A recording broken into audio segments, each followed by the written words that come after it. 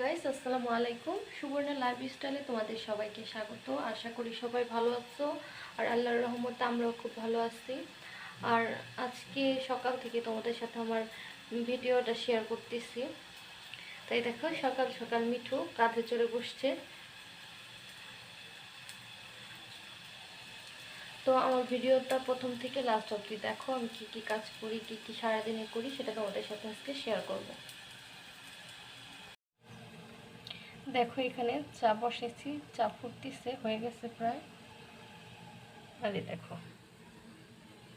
মিঠু কি করে। মিঠু, মিঠু,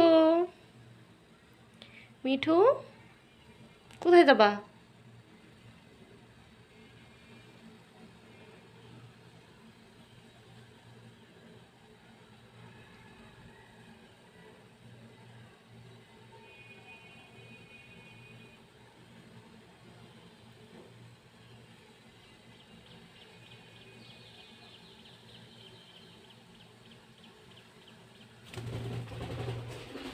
দেখো কোথায় যা বসছে মিঠু।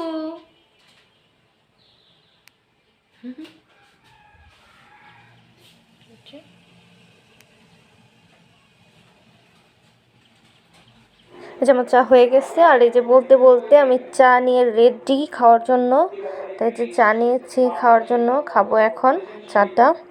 সকালে 1 কাপ গরম গরম চা খাইলে খুব ভালো লাগে। আর যেহেতু একটু একটু ঠান্ডা পড়ছে, সেহেতু সকালবেলার চাটা খুব ভালো খাওয়া। আর এই দেখো, আমার এখানে আমি সকালে উঠে ঘুম থেকে সব কাপড় চোপড় ধুয়ে দিচ্ছি অনেক। সেগুলো এখন মা উঠায় আয়না দিল বাইরে থেকে, সেগুলো এখন আমি গুছায় নিতেছি। এই আয়নের বাবার গেঞ্জি আসছে, লুঙ্গি আসছে, সেন্টু গেঞ্জি আসছে, আমার আসছে কিছু কাপড়। আর বিছানার চাদরটা আমি কালকে উঠাইছিলাম, সেটা কাঁচা হয়েছিল না।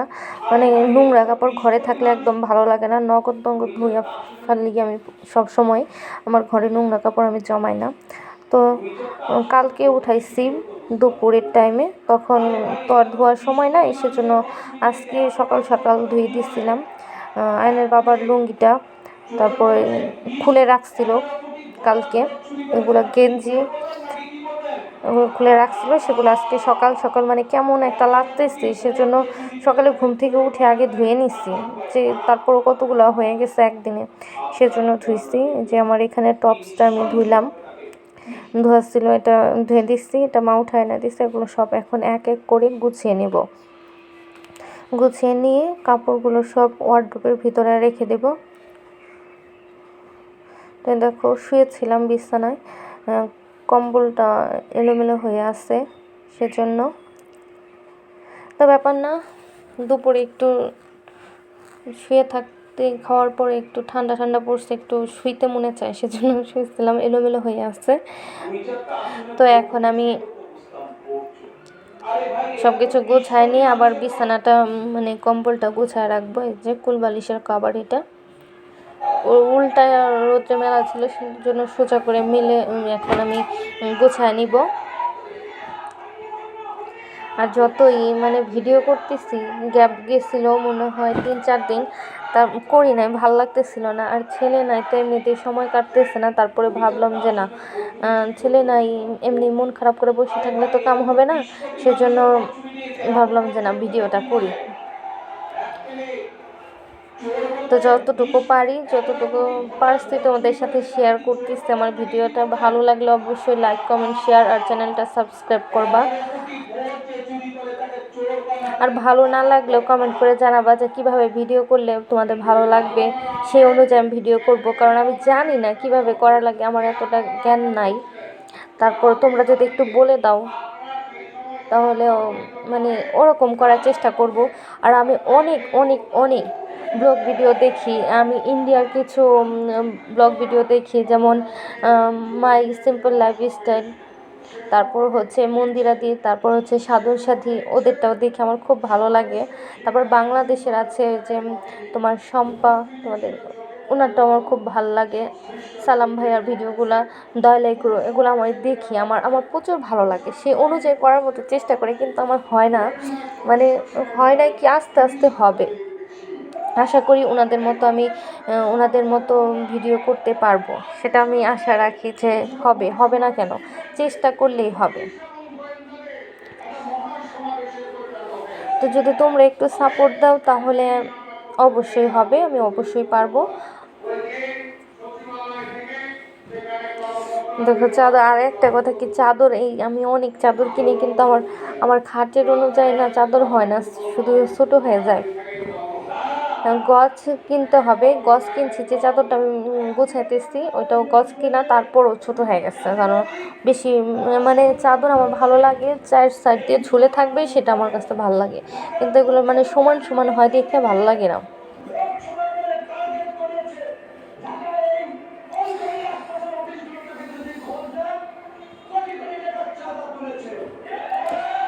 তো গুছায় নিতেছে এখন। আর আমি তো তোমাদের সাথে রান্নাবান্না কিছু শেয়ার করি না, কারণ হচ্ছে আমি ছুটিতে আসছি আজকের থেকে।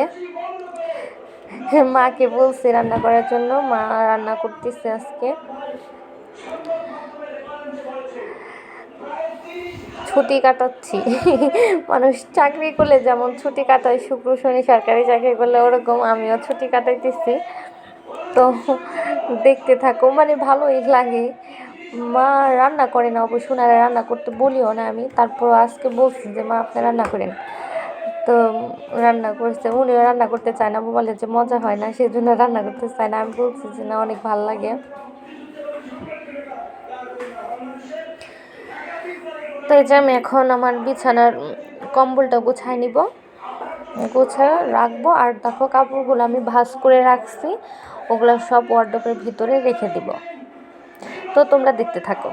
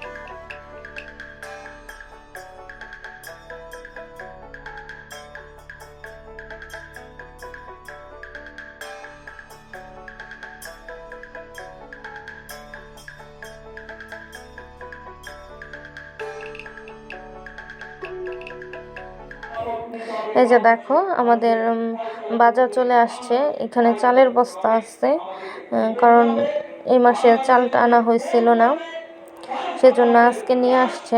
চালও শেষ হয়ে গেছিলো, অল্প কটা ছিল, সেজন্য বললাম যে চালটা নিয়ে এসো। আর চালের সাথে নিয়ে আসছে চা পাতা আর একটা ভিমবার আর 1 প্যাকেট বিস্কুট, সেটা আমি এখন রেখে দিতেছি। চা পাতা, ভিমবার আর বিস্কুটটা রেখে দিলাম। এখন চালের বস্তাটা আমি ঢেলে নেব এই ড্রামটায়।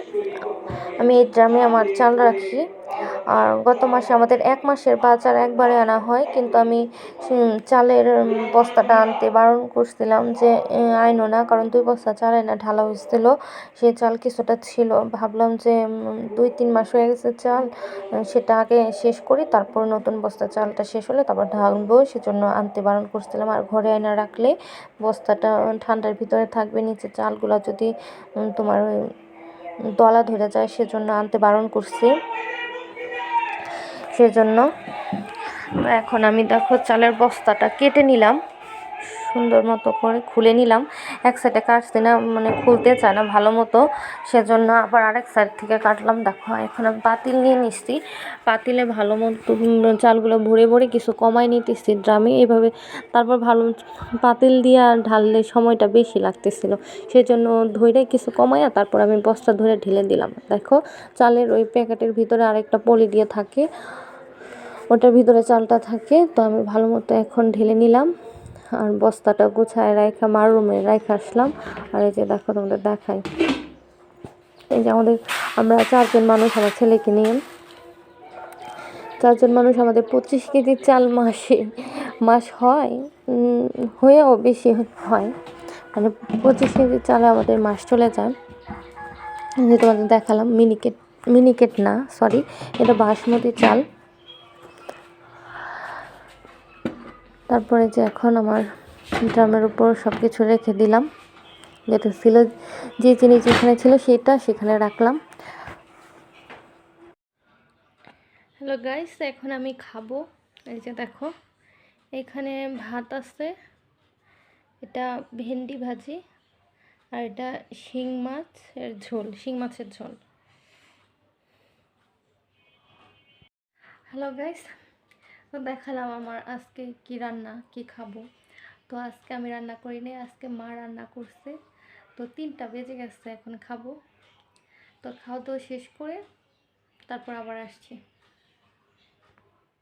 গাইস, খাওয়া দাওয়া কমপ্লিট করে চলে আসলাম তোমাদের সাথে আড্ডা দেওয়ার জন্য। আর তোমাদেরকে কালকে একটা ভিডিওতে আমি তোমাদের দেখাইছিলাম যে আমার আব্বু ঢাকা থেকে কবুতর নিয়ে আসছিল।